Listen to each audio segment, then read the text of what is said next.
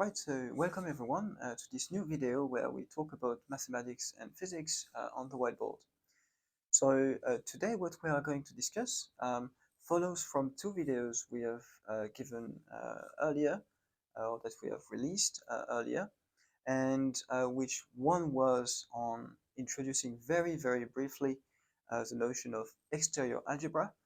This is a sort of algebraic manipulation and that stems from something called the exterior product that allows one to create objects that we can manipulate with addition, multiplication, and so on, which represent, or at least can represent, vectors, parallelograms, cuboids, and so on. And these subjects themselves can be then manipulated with their magnitude, which is the volume of basically these objects. And then from this exterior algebra, we introduced afterwards the notion of exterior calculus. And for this, basically, the idea is that we introduce a new differential operator that, okay, for various reasons has exactly the same notation as a traditional kind of differential operator, D, which is called the exterior um, derivative. Now, this exterior derivative relies heavily on the exterior product, and it gives rise to a new sort of calculus that basically creates so-called zero form, one form, two forms, and so on to n forms, etc. So why do I talk about this? Well, because some people argue that electromagnetism is in fact inherently better described by exterior calculus.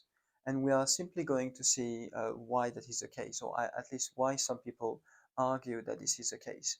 Now, here I'm just going to present very quickly how this is supposed to work and how we identify terms and concepts. However, in later videos, we are going to see a bit more in depth how we can write and characterize Maxwell's equations, for example, and also how then dynamics or electrodynamics unfolds in this particular formalism. But please keep in mind, this is a new formalism, and so things are going to look a bit different from what you're used to.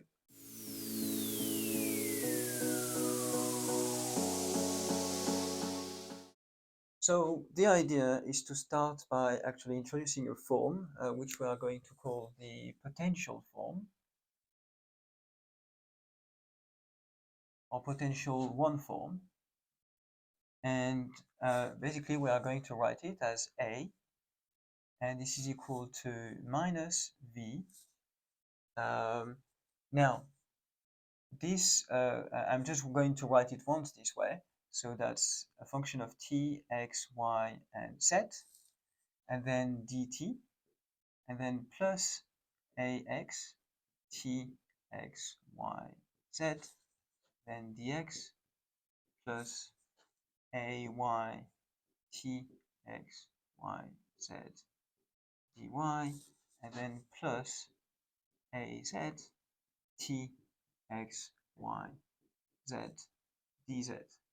Okay, so this follows the definition of a one form. So a one form is going to be a sum of terms that have like different variables, different kind of elementary terms here, dt, dx, dy, dz. And in general, you can put whatever function you want in front of these guys, and it doesn't need necessarily to be a differential. So this thing doesn't necessarily come from the exterior derivative applied to a zero form. It can be simply a general form like this, okay? So that's the first aspect. Now, what we can do is introduce a field, sorry, not a field, a form that I'm going to call like this. So it's a two form that I call f. And by definition, I say that f is equal to the exterior derivative of a. Okay, so that's kind of the idea. So let's see what we get if we do that. I'm going to not put the t, x, y, z, etc. Otherwise it's going to be a nightmare here. So what we are going to get is minus dv wedge dt, then plus dax wedge dx, plus day wedge dy, and then plus daz wedge dz. Okay, now keep in mind, so that dA and that's equal to minus dv, etc. Keep in mind that this dv here, dax, day, and daz are going to correspond to, so they are themselves here zero forms, and so the dA is simply the traditional differential that you would look at. And so what that means is that what I'm going to get is minus, and I simply write dv here. So that's going to be dv dx dx plus dv dy dy plus dv dz dz, and all of that is actually wedge with dt. Okay, and then I have plus, so here, and I forgot one, sorry, I need to do all of this fine. So then plus dv dt dt, and then wedge dt. Okay, so you see that's only the first term I've written here. I need to do that as well for all of the rest. So what is the best way to write it down? I'm not too sure at that stage. So let's continue here. We'll see how long it becomes. So then I need to write the same thing here. So we are going to get dax dx dx plus dax dy dy plus dax dz dz, then plus dax dt dt. Okay, and this is wedge dx. Now I write the rest on the second line. So we are going to get plus, and then day dx dx plus day y. Of course, I will have at some point to erase the board and start from scratch, but so dy dy plus day dz dz plus day dt dt, and that's actually wedge with dy. And now the last term, we are going to get daz dx dx plus daz dy dy daz dz dz. I mean, you probably get where I'm going with this, but obviously I need to write it all.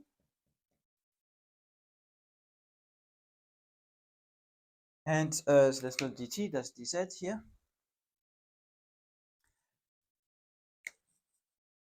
Dz. Okay? So then what I'm going to do here is simplify this expression by using multiple properties. So here we need to keep in mind that actually, let me check where, yeah. So I'm actually going to write the properties here, just on the right, just to remind you. So we've got that dx wedge dx is equal to dy wedge dy is equal to dz wedge dz is equal to dt wedge dt is equal to 0. Okay, so all of this wedge with itself are going to give 0. Okay, and then we have the usual thing that if I have any xi xj, then this is minus dxj dxi. Okay, so for example,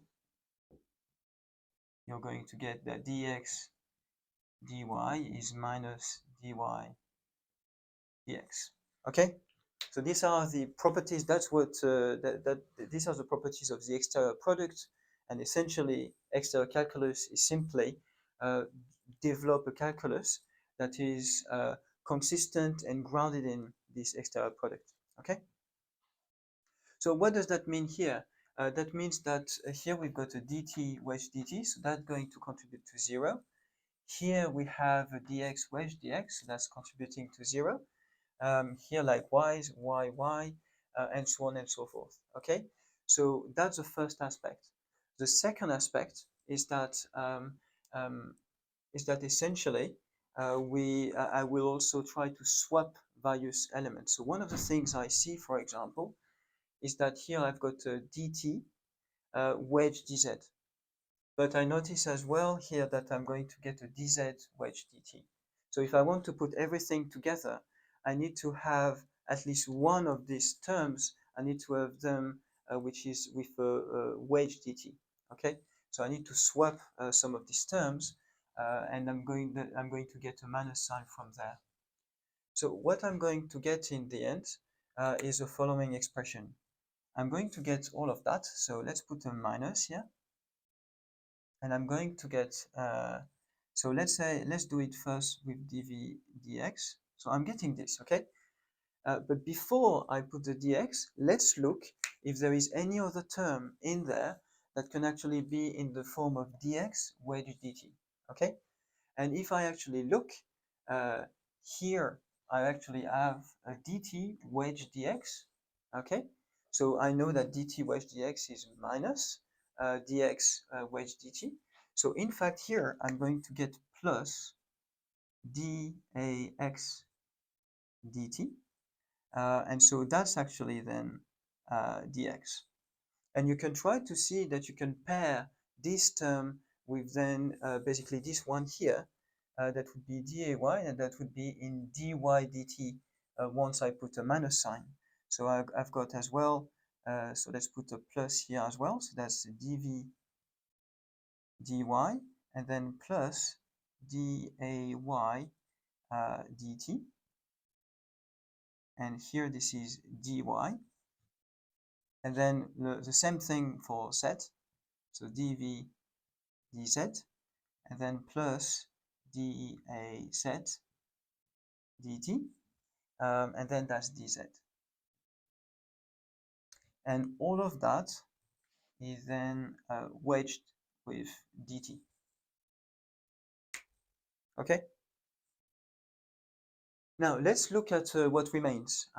So we've got then plus, and so we've taken care of this. We've taken care of all the dt part here. So now we need to look at the spatial part. And as you see, there is only two actually that contribute each time. So what we are going to do, for example, that here I observe that there is a dy wedge dx. So what I'm going to do is that I'm going to factorize by dx wedge dy.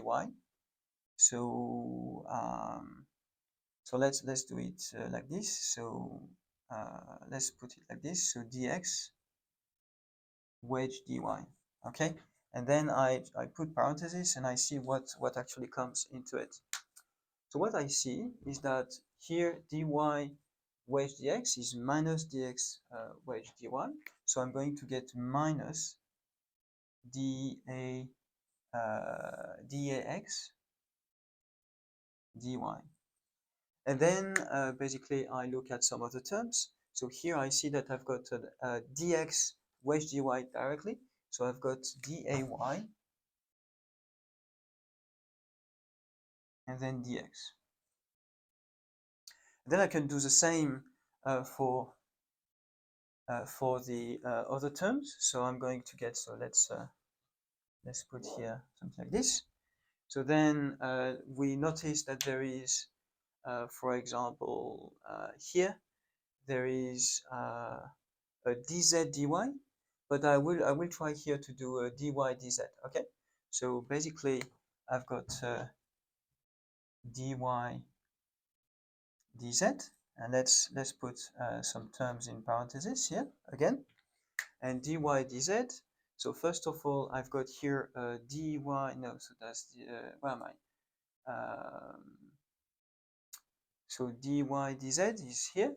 So that I've got a plus daz dy. And then there's going to be a minus that comes from here, day dz.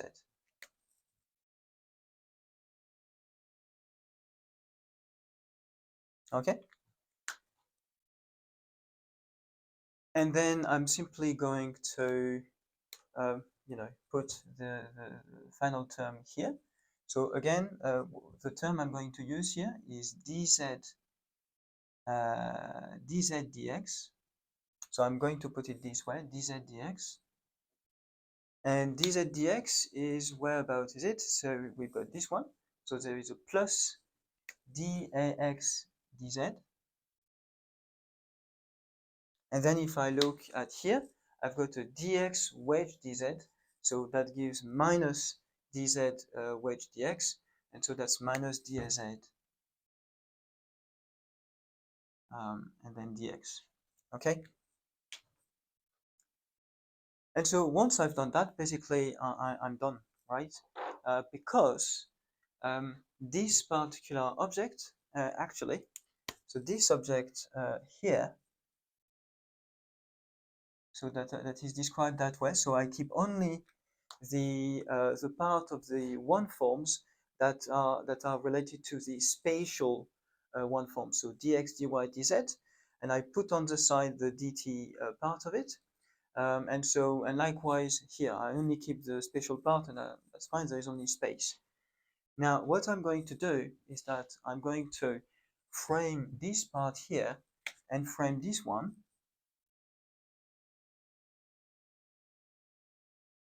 And this particular object, I'm going to identify it to a one form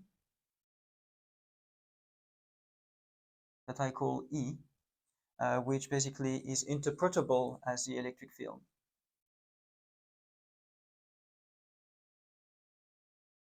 Okay, and you see the electric field because you'll recognize the equation. Some of you, if you have studied a bit of Maxwell's equation, you may know that the electric field in general would be minus the gradient of the potential and then minus the time derivative of the vector potential. Okay, and so essentially here I recognize this.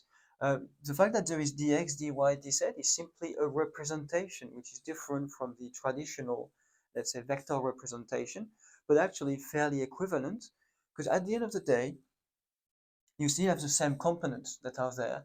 Your form or field is characterized by three components, and basically you do things with it. So later on, we'll try to understand basically why is that we care so much about having actual vectors with like arrows and stuff like that, while basically there are various other representations that can be used to assert that there are three components, and basically they can take various different forms. Okay, and here what we are going to write as this particular object is actually B, the magnetic field. Now, this particular B letter sometimes is called the induction magnetic field, sometimes it's called as well the magnetic flux density. Now, we'll see, depending on the country. Now, you'll see that this particular expression here does relate quite well with this latter terminology of like magnetic flux density. But what we see is that B is a two form. And so we see already a sort of asymmetry between the electric field, so that's the magnetic field here.